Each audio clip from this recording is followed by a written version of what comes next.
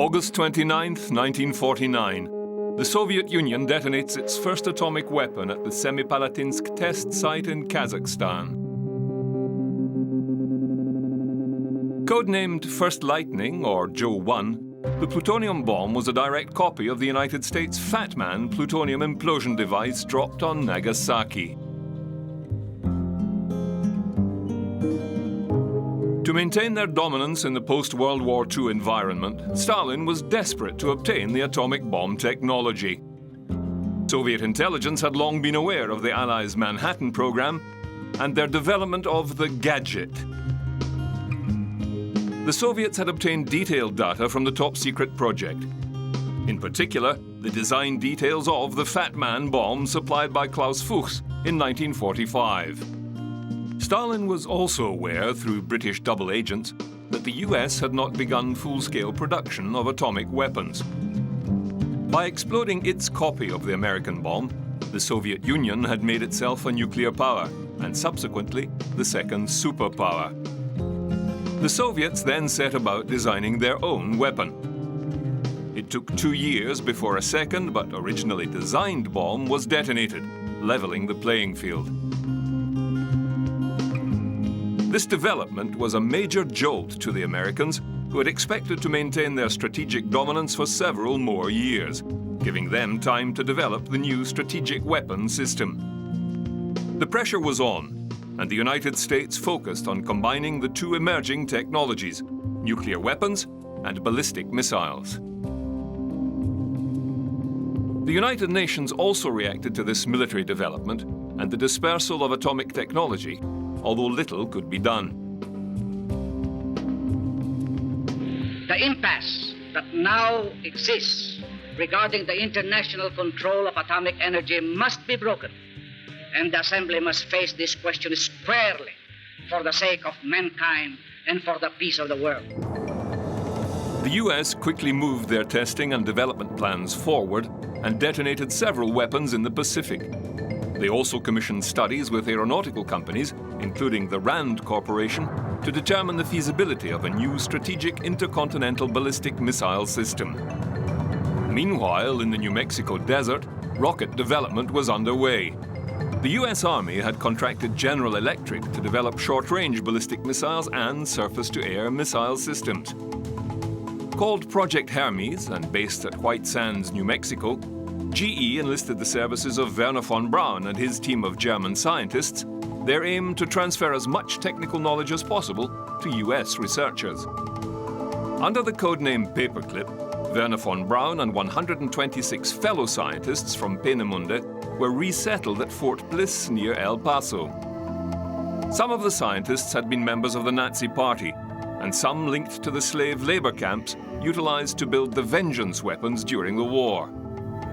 US officials were of two minds. The scientists had advanced knowledge and technical expertise in rocket construction, but many were also tainted with this suspicion. They kept the team out of the public eye and in isolation, but allowed them to proceed slowly with their work.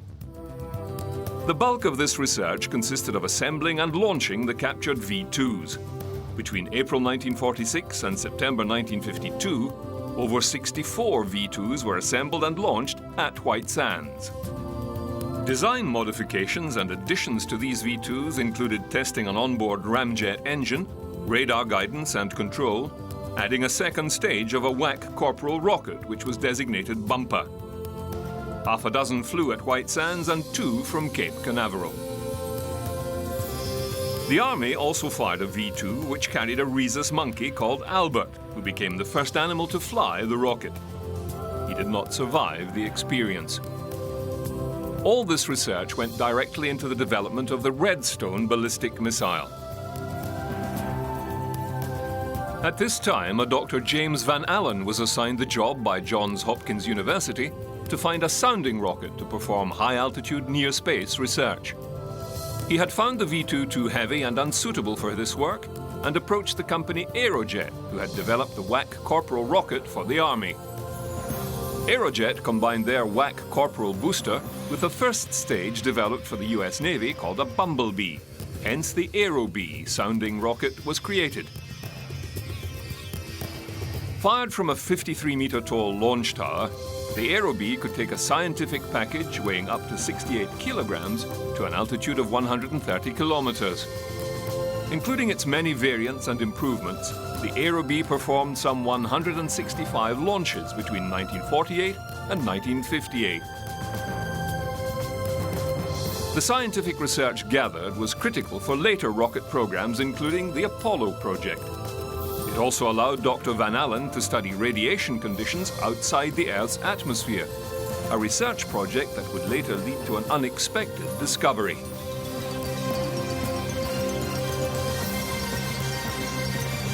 "1953 saw the election of the commander of Allied forces during World War II, General Dwight D. Eisenhower, as President of the United States. After 20 years, the administration had changed hands, and the public met its new president and the incoming First Lady of the land. Eisenhower embraced the concept of both manned bombers and an intercontinental ballistic missile system as part of the strategic nuclear force. An ICBM was high-speed and unstoppable, able to strike the enemy anywhere in the world with little or no advance notice, delivering the power of the atom. Concerned with the speed of Soviet technological progress, the US intensified efforts to deliver such a system. The missile race was on.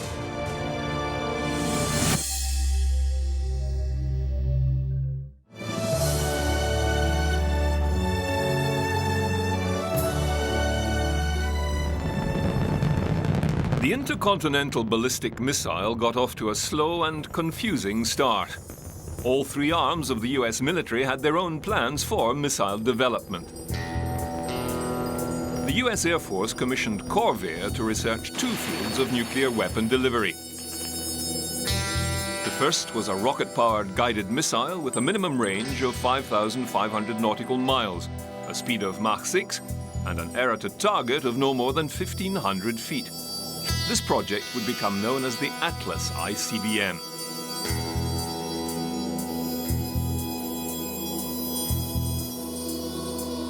The second commission was for two winged cruise missile designs, able to be rocket-launched, then flown like a conventional aircraft to its target, virtually an unmanned bomber.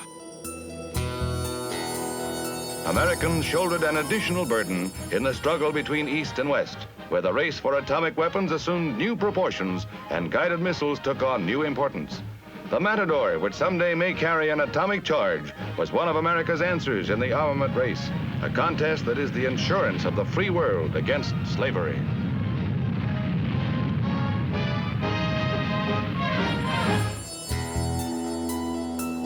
Taking the bulk of research funding, the SNARC and Navajo systems failed dismally to reach their targets. Cost overruns, design flaws, repeated failure to perform, and constant crashes rang the death knell for both projects. The Atlas project suffered as well. Poorly financed, there were technical difficulties in propulsion, guidance, and nose cone re-entry failure. The Atlas was a stage-and-a-half concept design. Once launched, the booster engines would shut down and separate from the rocket, whilst the center engine or sustainer motor would continue to burn.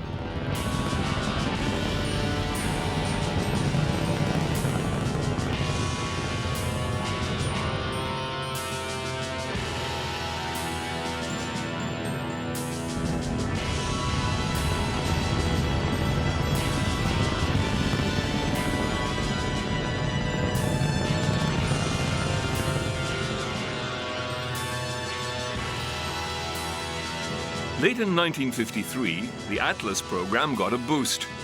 The Atomic Energy Commission had successfully tested a new high-yield, lightweight nuclear weapon in the megaton range. Weighing between 680 and 1,400 kilograms, the ICBM's payload would be much lighter and therefore more feasible. This breakthrough and the knowledge that the Soviet Union was actively engaged in the missile race prompted the Air Force to rethink their position. The Atlas and Thor programs were accelerated.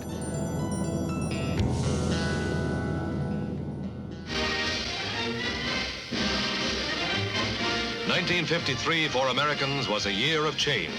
It saw soldier-statesman Dwight D. Eisenhower take the oath of office as the nation's first Republican president in 20 years and receive the good wishes of his predecessor, Harry S. Truman. The new chief executive took the reins of government at a climactic moment in the country's history when the solution of foreign and domestic problems pressed for early decision.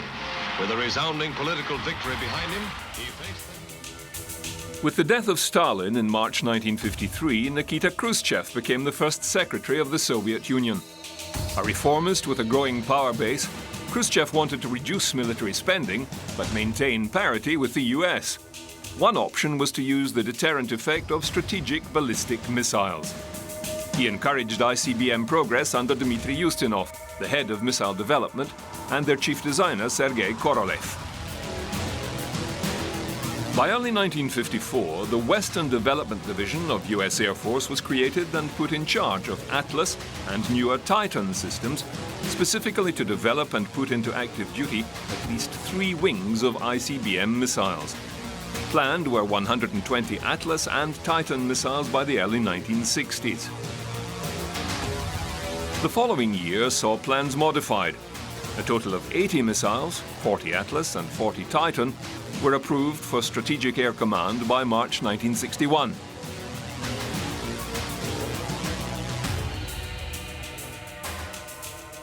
Von Braun and his team were moved from Fort Bliss to Redstone Arsenal in Alabama, and the Army Ballistic Missile Agency was formed.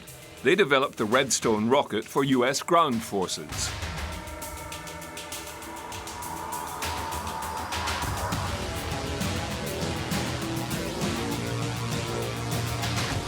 In 1958, Operation Hardtack used 2 Redstone rockets to launch the first missile-fired nuclear test into the atmosphere over the Pacific Ocean.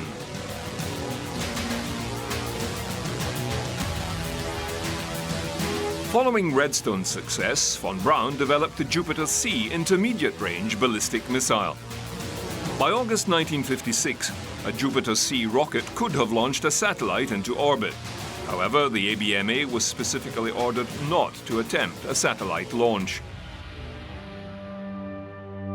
The Soviets, however, were working in great secrecy and at breakneck speed with their R-7 ballistic missile.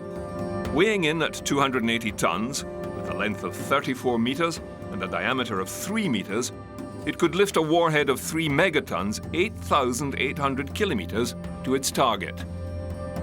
Chief designer Korolev, although developing nuclear-armed missiles, had his eye on turning these rockets into launch vehicles for satellites and spacecraft, and an opportunity to do so soon arose.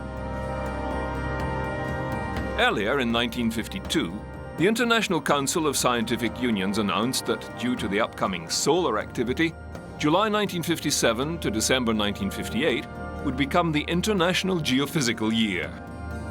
Scientists from around the world took part in a series of coordinated observations and research groups. In 1954, the group expanded the idea to include a resolution calling for any nation or group to launch an artificial satellite into orbit to map the Earth and carry out other space-based observations. Thus, whoever was the first to launch a satellite into orbit would win the prize and be seen as the most advanced in military technology. In July 1955, the US announced it would participate and called for proposals from its military and scientific branches. A month later, the Soviets, through their legation in Copenhagen, Denmark, also announced their intentions to launch a satellite. The Eisenhower administration wanted a non-military spin on the event and selected Project Vanguard to launch America's first satellite. The Vanguard project was the combination of a Viking and an Aerobee rocket and was seen as a non-military project development. 4 months into the International Geophysical Year, and Korolev, utilizing his R-7 rocket, trumped every other nation. October 4th, 1957. Sputnik, the first artificial satellite, is hurled into a low Earth orbit. The news stunned the world and ushered in the space age.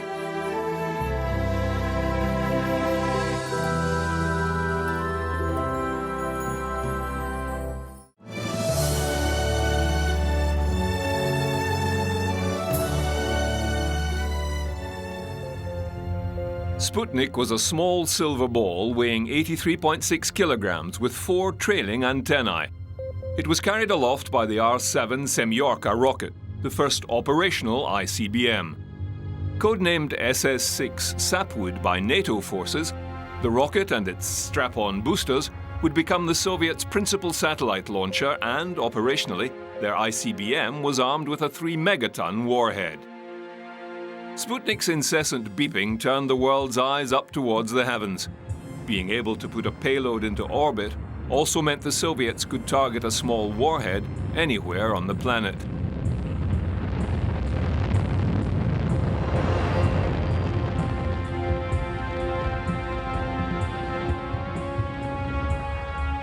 The US was mortified. Quickly, the government pulled out all stops to end Russia's dominance of space. It also spurred the US military to rush the Thor short-range ballistic missile into service. As a stopgap, the missile was set up in Britain, close enough to target Moscow with a nuclear warhead.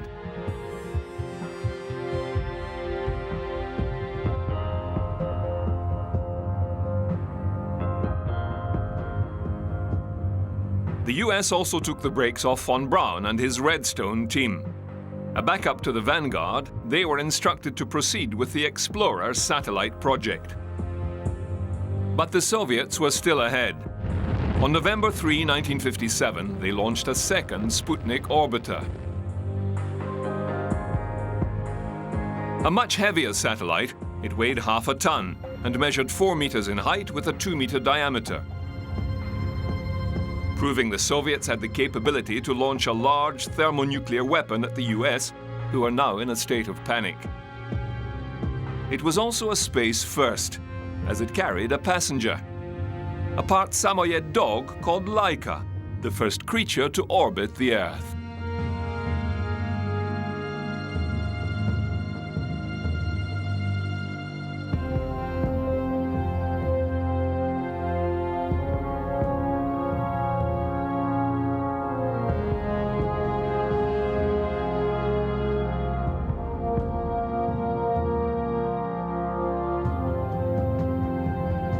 Vanguard was rushed forward. In itself, Vanguard was the most sophisticated rocket designed to date, but it had several technical problems. The planned 7 test launches were scrapped in order to get the satellite into orbit as soon as humanly possible. The Vanguard, designated TV-3, was to have been the 3rd test launch. Suddenly, it was the first operational launch of an American satellite. The eyes of the world were on Vanguard when it lifted off from Launch Pad 18A at Cape Canaveral on December 6, 1957.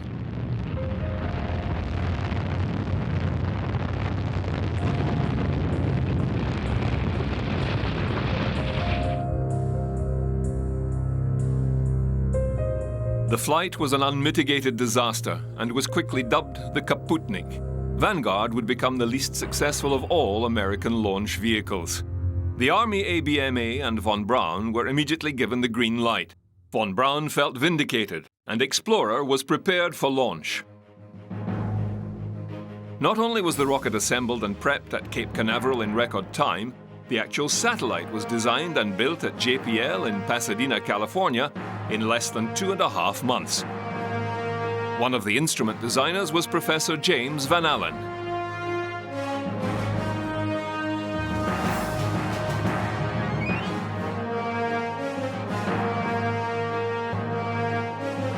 With its characteristic spinning section to stabilize the upper stages, Explorer, with its Juno rocket, lifted off from Cape Canaveral on January 31, 1958.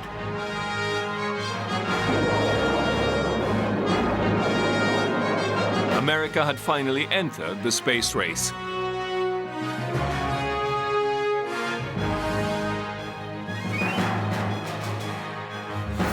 Officially designated Satellite 1958 Alpha, the Explorer probe included a radiation detector which would go on to discover the dense radiation belt surrounding the Earth, eventually named the Van Allen Radiation Belt.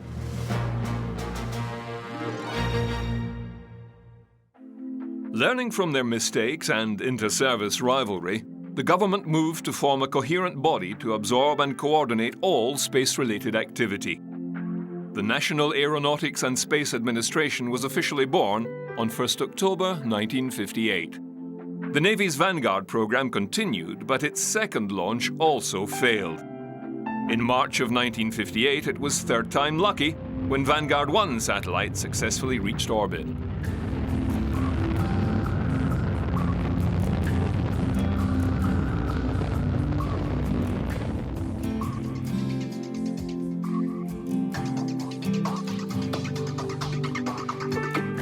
By the end of the 1950s, the United States still lagged far behind the Soviets, whose economy was developing so fast, it seemed communism was succeeding.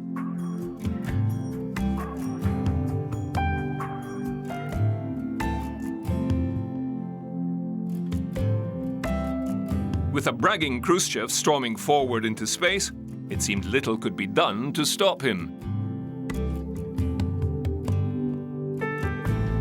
America needed to prove their worth, maintain their world leadership. A new effort to meet the Soviets head-on and surpass their technological advantage in space was needed.